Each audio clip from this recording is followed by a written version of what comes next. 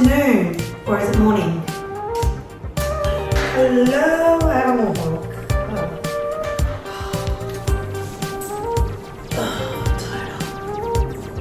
Some people cook with their hair out.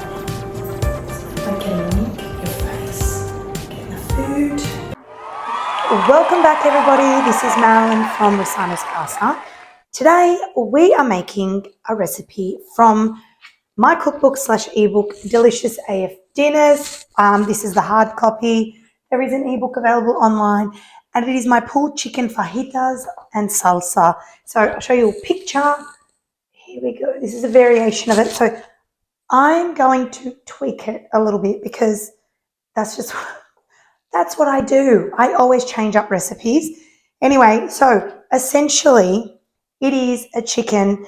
There's two ways. You could do it in a slow cooker. You could also do it on the stovetop. I'm going to do it on the stovetop today because it is already 1 o'clock. And so we've missed the boat for the slow cooker if you want to eat on time. So I'll flip the camera around, take you through all the ingredients. It is very easy. This is something that is so versatile. It is something that you could swap the chicken out for a beef. You could do it with pork. You could essentially do a lot of the flavors and spices and the foundation of the recipe with a mincemeat if you want to turn it into like a taco bowl. It is delicious. It is flavorsome. You could, like, obviously I'm going to stuff the tacos, turn into tacos. So tortillas, I'm going to stuff them and bake them in the recipe. You could put it on a sandwich press on top of the pan as though it's like a little fajita toasty. You could definitely serve it up in like a taco bowl with some rice, the salsa next to it. You could serve some brown rice. I don't know. It is endless options. It is a great base recipe. It is like a shredded chicken, very flavoursome. If only a lot of the restaurants in Sydney that served Mexican presented something as flavoursome as this. I'm not saying this is Mexican. It is just very delicious. It's a variation of what my mum kind of makes with beef, and she's from Venezuela. So I've taken some fundamental spices and steps that she does and made it my own. Anyway, so let's flip the camera around. Let's run through the ingredients before we head over to the stovetop.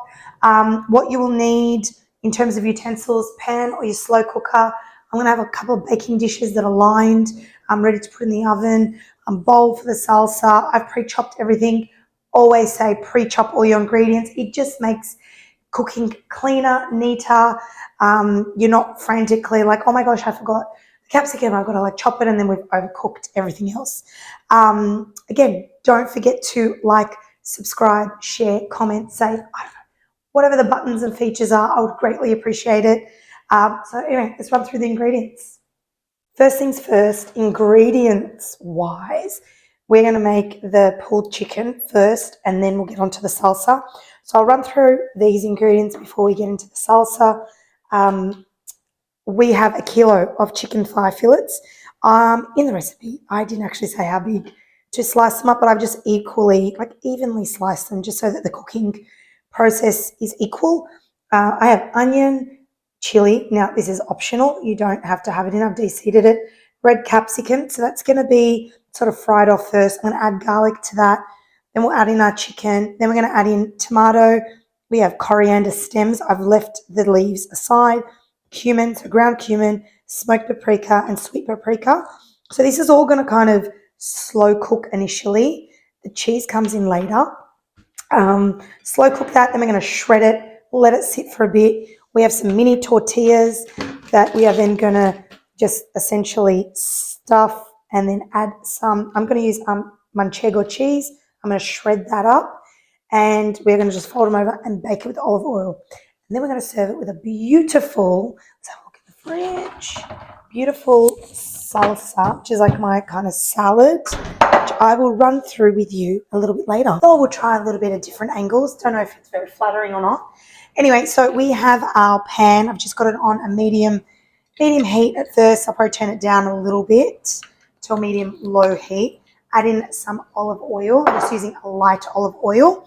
We are going to go in with my spoon, which I didn't know what it was. onion, capsicum, and chili. I'm going to go in first with these ingredients. I'm going to sweat them off a little bit. I'm giving you some more details to this recipe than my cookbook ad. It's been a while. I think that book came out about 2 or so years ago, and you don't really realize how much you learn and evolve when writing recipes. It is an art itself. It's not easy. Sometimes we just forget to leave little things out. Like now looking back at it, when I read through it, I'm like, how big is a chicken? You know, like little things, but it doesn't matter. You live and you learn. So that's why you can watch this video to reference back to. Another reason why I wanted to kind of do this cooking series and episodes, just so that you guys can see how it looks. Sometimes you're just like, I'm reading it, but am I doing the right thing? And for me, I'm a visual person, so I love watching people cook as well. Anyway, I'm going to sweat this off. I'm going to actually put the lid on for about 6 minutes. Okay, let that soften a little bit, add in our garlic. Then we're going to go in with our spices, tomato, the coriander stems for a little bit more before we add in our chicken and let it slow cook for about an hour and a half. Anyway, we'll get back to it, okay? Let's go in with some garlic. So 3-4 cloves, add in about 2 teaspoons of my homemade minced garlic. You can get the recipe for that on my website. I literally blitz up about 1 kilo, like 700 grams at a time of garlic into jars, because it just makes cooking a little bit quicker and easier, especially during the week. It's one less thing to have to chop, peel, crush, mince. I do it all in the food processor. So let's give that a little bit of a stir for about a minute until the garlic is fragrant. And yes, it is. I'm going to add in our tomato, finely diced, don't want it too chunky, coriander stems, our spices. Let's go in with all that goodness. Give it a mix, and we're going to add in our chicken next. Season it, salt, pepper. So let's just run through if this was happening in a slow cooker, because to be honest with you, 9 times out of 10, when I do this mix, it's always in a slow cooker, whether I'm using the chicken like the recipe calls, or I'm doing a beef, and particularly beef. I find cooking beef in a slow cooker just a godsend. So lower the heat down to medium-low. While if I was doing this in a slow cooker, number one, if your slow cooker has a setting that sears, seals, browns, whatever, I would literally probably sweat all this off at the same time, add the garlic in last. The reason why you do this, it just kind of makes the dish a little bit, like the flavor a little bit more intense, depth, richer, delicious. I just find that. Have I in the past literally put this at the base of the slow cooker, put the chicken on top, seasoned it, mixed it, and just turned it on? Yes, I have. And it is equally both delicious. It is really up to you. I just like to kind of split things off, release those flavors a little bit more. So slow cooker, if you have that setting, do it.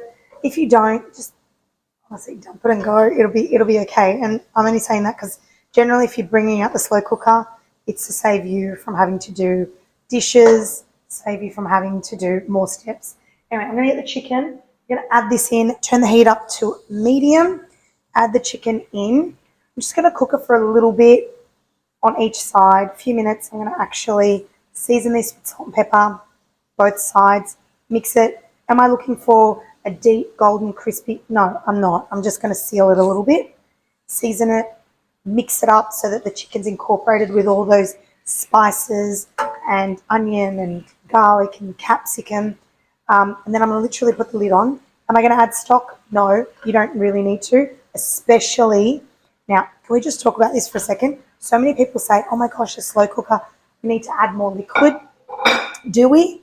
No, because literally the slow cooker will release so much liquid that it will be swimming by the end of it. And so will this. We're going to be cooking it on low. We'll just use that. So it will be literally like swimming in liquid. So let's leave the liquid out. It is fine. Turn the heat on medium just while we are simmering that away. Can you believe my voice is still croaky? How many episodes have we done with my croaky voice? Is this permanent now? Let's put in a little bit of salt. Okay. Can we also, with the slow cooker, I don't heavily season initially. I find that the cooking process being low and slow depletes the salt, and I always have to season at the end.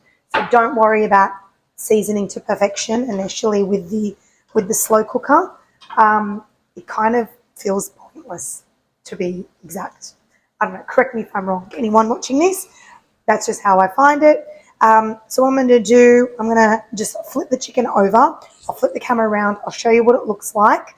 And then I'm going to put the lid on low hour. Check it at the hour mark. If I'm doing it on the stove top, probably take the lid off, depending on how much liquid is released, because I want as much of that liquid to evaporate for this dish, because we are going to be putting it into the tortillas. I don't want it to be very juicy. If you are not going to stuff tortillas and bake them and just have this on the side with rice and serve it as a taco bowl, and you don't mind that liquid, I find the liquid good in that instance, and just leave the lid on by all means. Cook it, shred it, and do as you please. All right, let's flip the camera around and I'll show you what it looks like. All right, there we have it. One side, let's just turn these around. So hard while holding this. I should get a stand. Anyway, see how it's just coating all the chicken. That's what we want. We flip it all around and I'll show you what it looks like. I'm going to season the next side over. All right, let's go in with a little bit more salt. Okay, don't worry if it's not perfect, because we're going to try it a little bit later. Can you see how much juice, especially from the capsicum and tomato, that's releasing? So I've turned the heat right down to low as it goes. Okay, we're going to put the lid on and we're going to see you in an hour.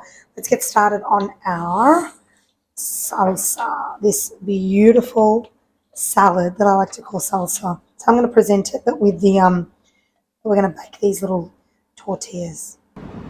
Let's get started on what I like to call the salsa, salad side, whatever you want to call it. There is a little bit of chopping, but you can make this well in advance, especially if you're going to be entertaining, and just literally dress it with the lime juice, olive oil, salt, pepper, last minute. So I chopped this all yesterday because it's TV time. Joking. Cucumber, like just diced it, sliced it lengthwise, again, diced it up. Spring onions, you could use red onion by all means.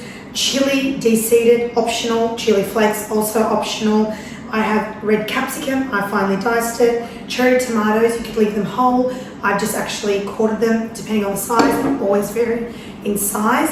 We're going to add some coriander leaves. I'm just going to leave some of these leaves for the chicken filling to put at the end. I love adding, if you know me by now, you probably have noticed, when I like, especially if I'm slow cooking something, towards the end of the cooking process, or literally at the end when I turn the stove off, I add a lot of fresh herbs at the end, because it just gives a different flavour to when you add them at the beginning of the cooking process. What else we can add? So you could use fresh corn that you char up on the barbecue.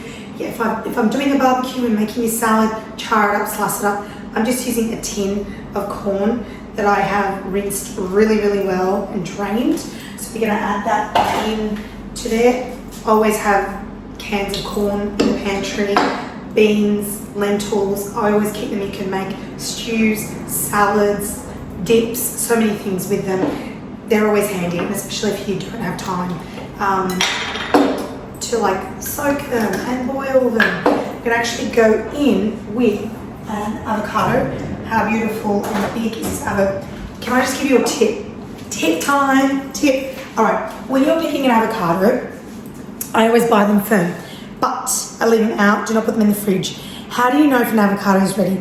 Okay, when you press it, obviously it's soft, and it should feel the same as what your thumb pressing on, you know, that region of your thumb. That's the kind of feeling the avocado, like that's what it should feel like, right? So the top of that, can you see how, it's hard to see with the camera and the focus, should be green, a light green, okay? So you know there's like a little pippy thing, you just flick it off, and you see if it's like really dark brown, you know it's going to be rotten avo. If it's a nice pale green, you know that It is perfect. Let's have a look. See? Perfect avo. But also feel utterly ripped off with the size of that pip. Like, where's my avo? Anyway, see how it's perfect? So always remember that. Should feel like your thumb, and also the top should be a pale green, as you would want it in the inside. Anyway, I'm not going to complain because it's shepherd avocado season. I've seen people do this before. There we go. Looks a bit mushy to me. Thought I'd test it out. I know people love doing little tips and stuff. I just think, yeah, I'm just going to cube and use a spoon. Just be careful that you don't run the knife all the way through and cut your hand. Do it on a chopping board if you are not as much of a confident cook. Wow, I've really got all the utensils out today. I prefer to do that. I feel like that they don't squash as much. Yes, as expected for presentation. Let's do that. Let me wash my hands and come back. I feel like I wash my hands between every ingredient. Let's go in with some ground cumin. You can use half a teaspoon if you don't. If you don't like the taste of cumin, leave it out, of course, like everything. If you love it, 1 teaspoon. If you're like okay with it, half a teaspoon, okay? Measure with your heart. Recipe calls for 1. You can go in with some smoked paprika, okay? Salt, pepper, 1 or 2 teaspoons. Pepper. Go in with, depending on the size and juiciness of your lime, these are big but they're not that juicy, so we're going to go in with 1. Seriously, I don't know, it's where the produce now is so hit and miss, isn't it? Grow where you can, people. Grow where you can, especially fresh herbs. I'm going to run that through again. Might add another one, we'll see. Let's give it a toss.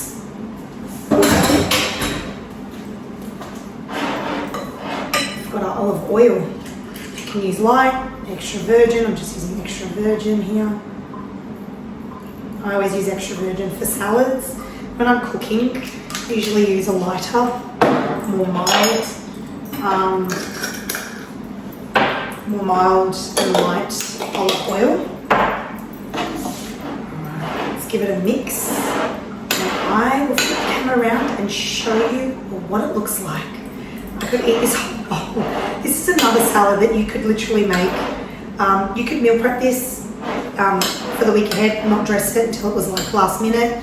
You could add tuna to this if it was just that's the thing with my recipes. I hope that they inspire you enough so that you can implement certain flavor, spice combos, certain dishes with other dishes. And honestly, I cook so many of these recipes similarly but so differently each time. As you can see, like I've changed the way that I'm going to serving this whole fajita dish up, and I'm turning into like taco folders. Similarly to the video that I did with the beef as well. I love the softness of the chicken in this, but then the crunchiness of the tortilla by just simply baking it, and then you have the freshness of this salad to serve up with it. Anyway, stop waffling on. I'll flip the camera around. Right, here it is. Beautiful. Look at those colors. Freshness. It is honestly. I'm going to put it in the fridge, otherwise I'm going to eat it all. All right, I'll come back as soon as the chicken is sort of done. So last half an hour, I have just opened the lid a little bit. As you can see, there is a lot of juice in there. So we want that to evaporate for this particular dish. All right, we're going to cook it, then shred it, and we'll stuff our tortillas. And I apologize for some parts of this video audio. Clearly, this little thing is playing up. Sorry, you have to put the volume up, volume down. Apologies. One-man band here. Anyway, so our chicken has completely cooked. So on the stovetop, hour and a half. Last 20, 30 minutes, I've literally left most of the lid off. If you're making it in a slow cooker, 100%, take the lid probably completely off in the last half an hour, 40 minutes of the cooking process. Let me show you. Look, we don't want all the liquid gone. Because we are going to shred the chicken. Literally 2 forks. I'm just shredding it gently just so I don't scratch the pan. You can take it out, shred it on a board. Ain't got time. I'm going to do this very softly and carefully. You can shred it however fine or chunky you like, again, depending how you're going to be eating this. I don't want it completely, too shredded. I like little different size bites in there. So I want to shred this, shred all of it, and then I'm going to mix it in the sauce. Just make sure that it's all evenly coated. If there's still, look, if you cook this and there's still quite a bit of liquid, you could just drain a bit. It's no big deal. It's fine.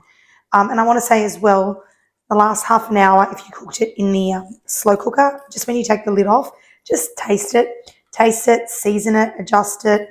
If you forget to, at this stage, shred it, taste it, season it, adjust it. What I'm going to do after I shred this, I'm going to fold through a little bit of fresh coriander leaves just to give it that extra flavour, because the stems has completely cooked through in the process, and it just doesn't have the same, obviously, flavour as the fresh leaves would. Sorry, the weather here is crazy. 1 minute it's sunny, next minute it's raining. And it's so windy, I just shut the window. Anyway, let me shred this and I'll show you what it looks like. Let's go in with our fresh coriander leaves. If you don't like coriander, leave it out. Swap it out for parsley. It is up to you. All right, that is that. We're going to go, I'm going to grab some tongs actually. Sorry about that. Today is just, I'm just not having the best day in the kitchen. I've warmed up the tortillas a little bit. I just zapped it in the microwave, to be quite honest. Let's place a few on there. Doesn't matter, you could just put 6, we're going to fold them over. So I fit about 6 on a standard baking tray. Let's go in with a little bit of that shredded chicken. Do you think that I could find a small set of tongs? Probably gone inside the house. I'm out in the studio. So we're going to use like big barbecue ones. Anyway, we're just rolling with it. That's just life, right? I swear, once you open up that cutlery drawer, everything screams out at you. So just putting it on half a side of the tortilla as such. Don't worry if there's a little bit of juice. It's fine because it's going to bake through. I've preheated the oven at about 180, 200 degrees, fan force, Celsius of course. Okay, we're just going to do this. I've shredded my manchego cheese. You could use like a Mexican cheese blend. You could use mozzarella. I love the taste of manchego. Just put a little bit in there. I mean, measure with your heart, let's be honest. Just going to put like a small pinchful in each one. What I'm going to do is I want to fold these over in half. Drizzle a little bit of olive oil. Let's bake them for about 8 to 10 minutes, just until they're nice and crispy. You could do that on the stove as well, like in a pan, a griddle pan. You could just grill them up. But I'm just going to bake them. So good. Just folded them halfway. So if you don't zap the tortilla, they don't bend as much. Another tip, when you fold them over, I have the fold side, like the opening side, towards the inner part of the pan. Sometimes some of the juices will ooze out and you'd rather them ooze into the pan than out on the edge. That's just because I'm a bit of a clean freak. A little bit of olive oil, not much, just a little bit. That'll help crisp the outer tortilla up a little bit. And that's it. All right, see you in 8 to 10 minutes uncovered, okay? I've just taken them out of the oven. So 8 minutes on one side, flipped them over, another 5 minutes, 180 degrees.